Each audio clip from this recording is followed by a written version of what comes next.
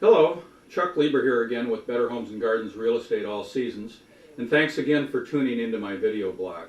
This episode is short and is titled Home Inspections Have Their Limits. In Minnesota, thorough home inspections can be limited by the weather, especially in the winter. Snow-covered and even cold roofs limit the ability to inspect the roof.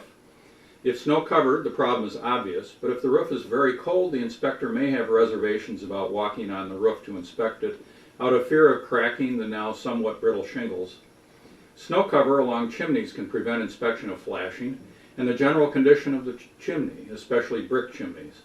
Snow-covered decks and patios prevent inspection of potentially weathered surfaces.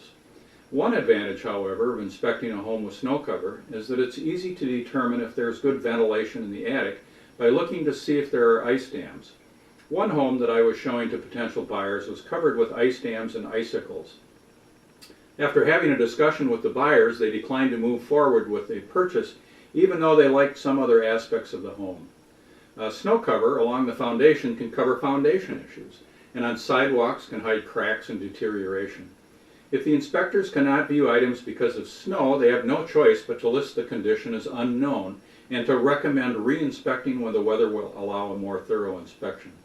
Obviously, buyers may not have that option before they may want to complete their purchase. They have to assume a certain amount of risk in purchasing under these conditions.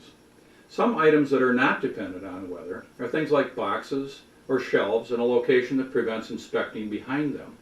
In one instance, a seller had placed furniture in a particular pattern in a lower level family room to hide the fact that the carpet beneath was rotten due to a previous large leaking planter that had been located there in the past.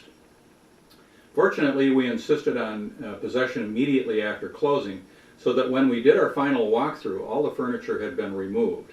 My buyers refused to close until compensation was made for the rotten carpet. Inspectors joke amongst themselves occasionally, suggesting that the perfect home to inspect is a slab home with a flat roof in the middle of winter with heavy snow. Translated into inspectionese, I don't have to go up on the roof, crawl through the attic, and there's no basement to contend with. How simple could it get? The inspectors that I know, however, are a responsible group, and I know they become frustrated when they have to indicate in an inspection report that a condition is unknown because items are not accessible. Thanks again for tuning into my video blog, and watch for my next episode.